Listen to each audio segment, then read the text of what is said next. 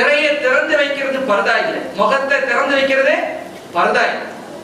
தொழுகையில முகத்தை திறந்து வைக்கலாம், 2 உள்ளம் கைகள் உள்ளம் மணிக்கட்டு வரை திறந்து வைக்கலாம் தொழுகையில, 2 உள்ளம் பாதங்கள் திறந்து வைக்கலாம் தொழுகையில. இது தவிர எல்லாமே மூடி இருக்கணும் என்பதாக ஹிஜாபுடைய சட்டம். ஹஜ்ரத் ஃபாத்திமா ரலியல்லாஹு தஆலா அன்ஹா, அல்லாஹ் ரப்பல் ஆலமீன் அவங்களுக்கு உலகத்திலேயே ரசூலுல்லாஹி ஸல்லல்லாஹு அலைஹி வஸல்லம் மூலமாக சய்யிதத்துன் நிசாஇ அஹ்லுல் ஜன்னah என்பதாக சுவர்க்கத்தினுடைய பெண்களுக்கெல்லாம் அவங்க தலைவி அப்படின்னு ரசூலுல்லாஹி ஸல்லல்லாஹு அலைஹி வஸல்லம் செஞ்சாங்க சொன்னாங்க. அவங்களுடைய கடைசி நேரங்களுடைய சில விஷயங்கள் பாருங்க. அவங்க தானாகவே குளித்து கொண்டு வந்துட்டாங்க, துணியும் அணிந்து கொண்டாங்க, வீட்டுக்கு மத்தியில ஒரு கட்டளை போட்டுக்கொண்டு அதுல படுத்துட்டாங்க. அப்படியே தான் அவங்க இறந்தாங்க. அவங்க சொன்னாங்க, நான் இறக்குற நேரத்திலயும் எனக்கு ஜனாசாவுடைய குளிப்பு தேவையில்லை, நான் குளிச்சிட்டேன். அதற்கு முன்பு அலி ரலியல்லாஹு தஆலா அன்ஹு கிட்ட சில விஷயங்கள் அவங்க சொல்றாங்க.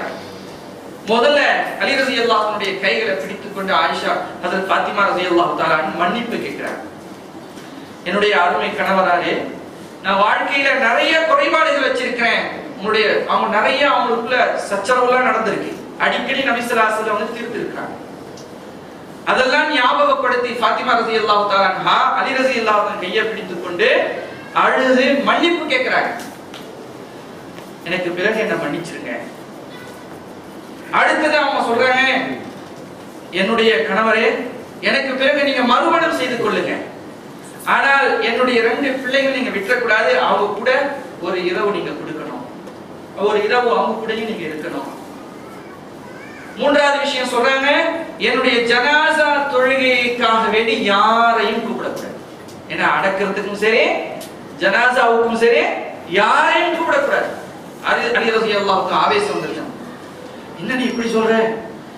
6 மாசத்துக்கு முன்பு ரசூலுல்லாஹி ஸல்லல்லாஹு அலைஹி வஸல்லம் ஜனாஸா தொழுகையில அன்சாரிகள் முஹாஜிர்கள் கலக்க வச்சு ஒரு பெரிய ஒரு சோக நிலையை நம்ம மதீனாவுல உண்டாக்கணும், உன்னுடைய ஜனாஸால யாருமே வேண்டாம் என்று சொல்றேன், சரியில்லையே?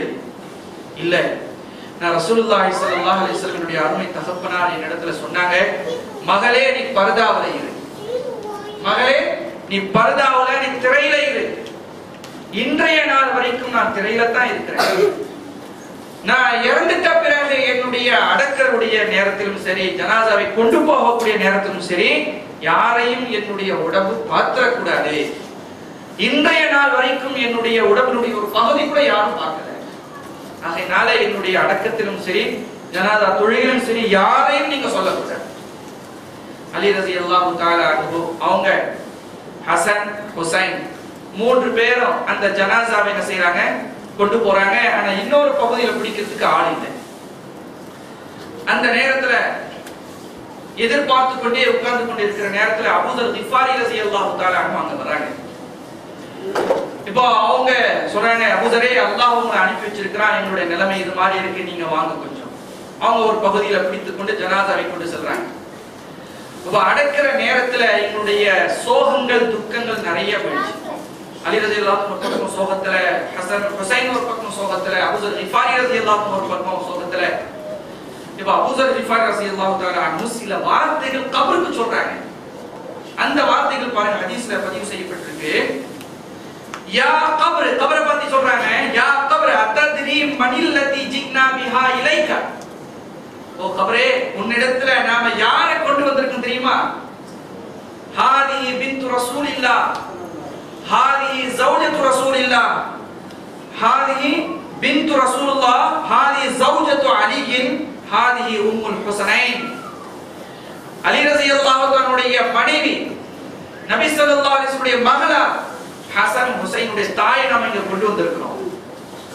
கபர் அந்த வார்த்தை பதில் சொல்லுதான் பதிவு செய்யப்பட்டிருக்கு. யா அபூதர் ஹாதா லைஸ பிஹஸபின் வலா நஸபின். இங்க வந்து உன்னுடைய மூதாதையர்களை பத்தோ வம்சத்தை பத்தியோ சொல்லி இங்க பேசாத. என்ன சொல்லுதே கபரே? உன்னுடைய வம்சத்தை பத்தி இங்க சொல்லி பேசாத. இது யாருடைய மகள்னு எனக்கு தெரியாது, யாருடைய மனைவின்னு சொல்லி எனக்கு தெரியாது, யாருடைய தாயின்னு சொல்லி அதெல்லாம் நான் பார்க்கிறது. இந்த இடத்துல ஒரு விஷயம் நம்ம யோசிக்க வேண்டியது, இந்த வார்த்தை ஃபாத்திமா ரலியல்லாஹு தஆலா அன்ஹாக்கு இல்ல. அவங்களுக்கு அல்லாஹ்வுடைய ரசூல் சொல்லிட்டாங்க, பூமியிலே சய்யிதத்து நிசா அஹ்லுல் ஜன்னah, அவங்க சுவர்க்கத்தினுடைய பெண்களுக்கெல்லாம் தாய், அவங்க வந்து தலைவி அப்படின்னு சொல்லி. அப்ப இந்த வார்த்தை யாருக்கு அந்த கபர் சொல்லுது? இருக்கக்கூடிய மூமின்களுடைய பெண்களுக்கு சொல்லுது.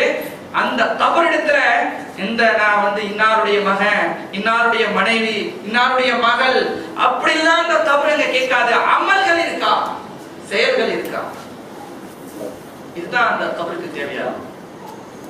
ஓ பர்தாவுடைய விஷயம் பாருங்க. ஃபாத்திமா ரலியல்லாஹு தஆலா அன்ஹா கடைசி நேரம் வரைக்கும் அவனை செஞ்சாங்க, கடைபிடித்தாங்க. கடைசி காலம் வரைக்கும் கடைபிடித்தாங்க. 24 வயசுல அவங்க இறந்தாங்க. இதுல ஒரு சந்தோஷம் கூட அவங்க கிடைச்சது. நபி ஸல்லல்லாஹு அலைஹி வஸல்லம் இறந்த கையோட ஃபாத்திமா ரலியல்லாஹு தஆலா போனாங்க. நபி ஏதோ சொன்னாங்க நபியுடைய கடைசி நேரத்துல. அவங்க என்ன செஞ்சாங்க, முதல்ல அழுதாங்க. அடுத்து கொஞ்ச நேரத்துக்கு பிறகு வேற ஏதாவது விஷயம் நபி ஸல்லல்லாஹு அலைஹி வஸல்லம் சொன்னாங்க, உடனே சிரிச்சாங்க. இத வந்து நபி ஸல்லல்லாஹு அலைஹி வஸல்லம் அவங்களுடைய அடக்கத்திற்கு பிறகு ஹஜ்ரத் ஆயிஷா சித்திகா ரலியல்லாஹு தஆலா அன்ஹா ஃபாத்திமாவை அழைத்து கேக்குறாங்க, கடைசி நேரத்துல நீங்க கொஞ்சம் சிரிச்சீங்க, கொஞ்சம் அழுதீங்களா, என்ன விஷயம்? நபி ஸல்லல்லாஹு அலைஹி வஸல்லம் நான் மூத்தாக போறேன் அப்படின்னு சொல்லி சொன்ன விஷயத்தை கேட்ட உடனே அழுதேன்.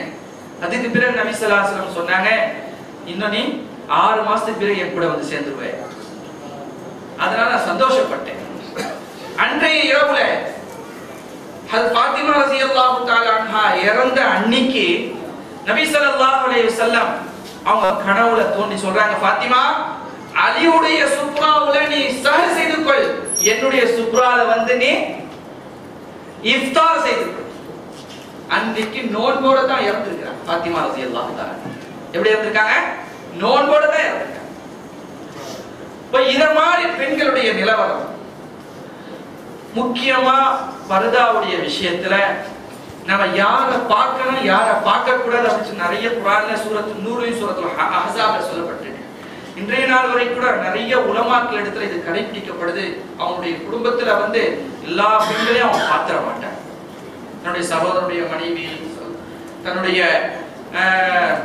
நிறைய இது மாதிரி ஹராமாக்கப்பட்ட, அதாவது யாரை